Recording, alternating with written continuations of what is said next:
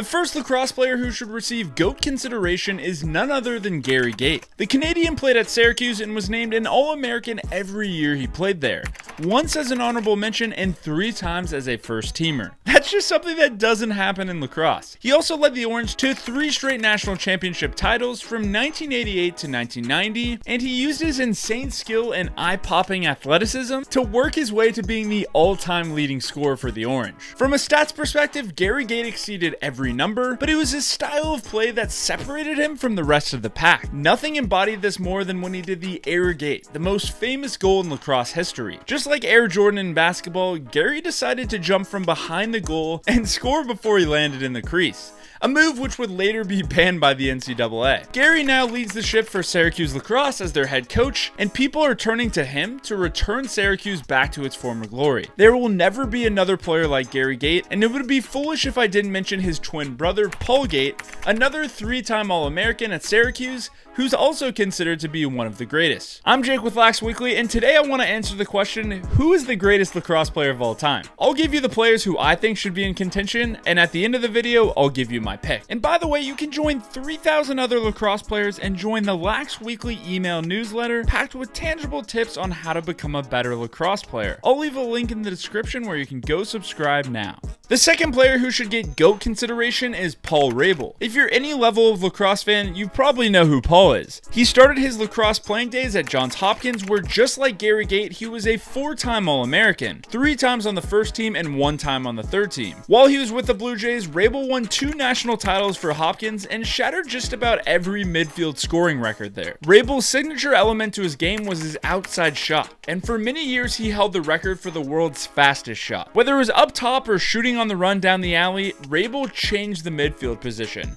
bringing lacrosse from a game mostly based on skill to one filled with athleticism and brute force. After college, Rabil completely trailblazed professional lacrosse, becoming the sport's first $1 million man, earning a typical pro athlete salary off of sponsorships like Red Bull. On top of that, he founded the Premier Lacrosse League, the current pro outdoor league today, where he currently resides as president. From an influence perspective, there is not another person on earth who has had more influence on lacrosse than Paul Rabil. But from a stats and play perspective, that's where you can debate whether he should be considered the GOAT or not. And coming in hot, we have my next player up for being the GOAT, and that would be Lyle Thompson, another player who you've probably heard of in lacrosse.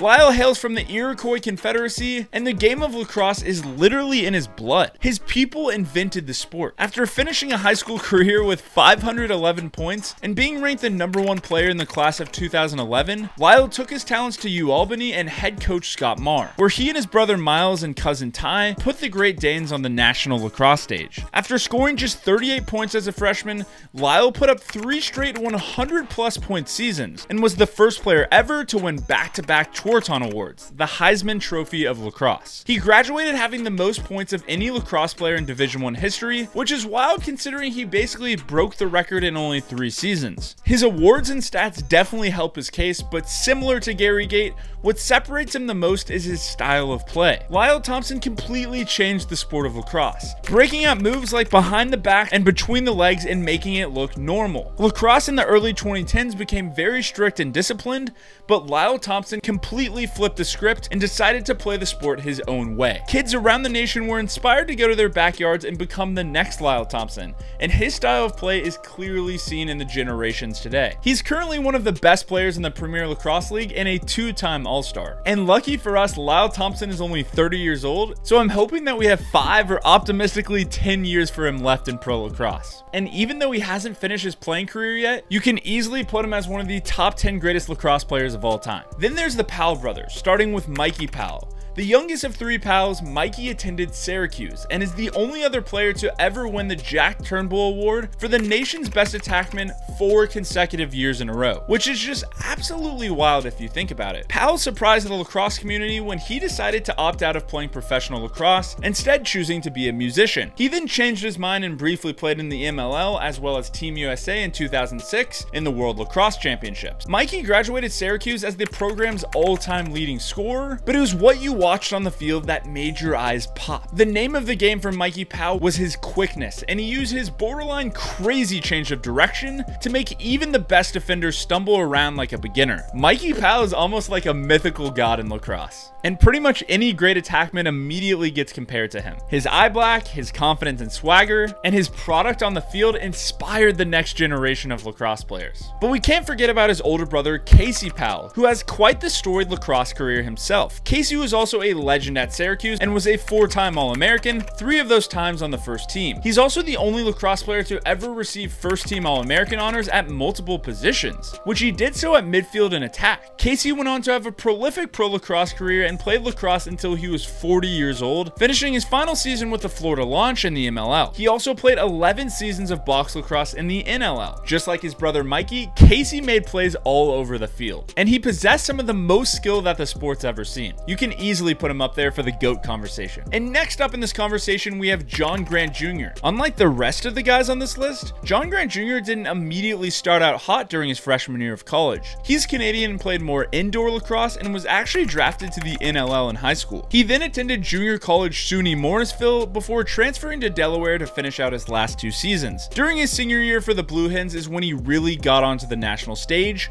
where he had 56 goals and 54 assists in one of the greatest single seasons in lacrosse history. People knew he was special then, but it was his pro lacrosse career that launched him to be one of the game's all-time greats. He had a 17 career in the indoor NLL league and finished at 5th all-time in points. He also had a decade-long career in the MLL and finished as the all-time leader in points there until he was surpassed by Paul Rabil in 2021. John Grant Jr. is not human when you watch him on the lacrosse field, and he uses his 6'2", 220-pound frame to absolutely bully anyone in his way, and he just scores from these impossible angles that you couldn't even dream of. There really wasn't a defender who could guard him, and plenty of people consider him to be the GOAT. And next up we have Jim Brown, a name you're probably familiar with if you like football. Many people consider him the greatest football player of all time, so it's pretty crazy to think that he could be in the running for being the greatest player at another sport. Jim started his lacrosse career at the storied Manhasset High School in Long Island and earned All-Star honors for 3 years in a row. Then he went to Syracuse and was a 2-time All-American as a midfielder. Imagine having to play defense on Jim Brown. You just couldn't. If you were smart, you'd get out of the way so you wouldn't get absolutely pummeled. Jim finished off his career scoring 5 goals in the first half of the famous North-South All-Star game, but that would be the last time we'd see Jim Brown playing organized lacrosse. He went on to be an absolute legend in the NFL, but he is quoted with saying, "I'd rather play lacrosse 6 days out of the week and play football on the 7th. The final player on the GOAT consideration list is Pat Spencer, who recently graduated from Loyola in 2019 before pursuing a career in professional basketball. Right now, he's trying to make the Golden State Warriors roster in the NBA, but before basketball, he was all about lacrosse. Pat Spencer was the best freshman lacrosse player I've ever seen with my own eyes,